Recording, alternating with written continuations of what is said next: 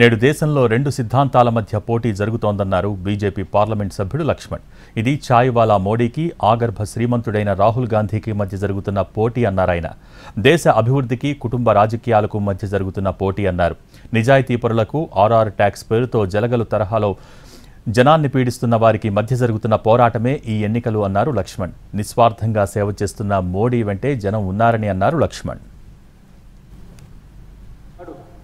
UPA చైర్పర్సన్గా సోనియా గాంధీ నేతృత్వంలో మరి మన్మోహన్ సింగ్ ప్రభుత్వంలో జరిగినటువంటి 12 లక్షల కోట్ల కుంభకోణం మధ్య జరుగుతున్న పోటీ ఇది.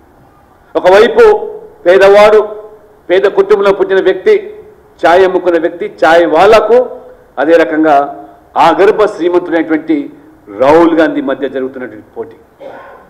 దీపావళి రోజున సరిహద్దుల్లో సైనికులతో మరి గడిపే మోదీకి నీకు అవకాశం దొరికితే సెలవుల పేరు మీద బ్యాంకాక్, థాయిలాండ్లకు విహారయాత్రకు వెళ్ళేటువంటి రాహుల్ గాంధీ మధ్యన జరుగుతున్నటువంటి పోటీ 12 సంవత్సరాల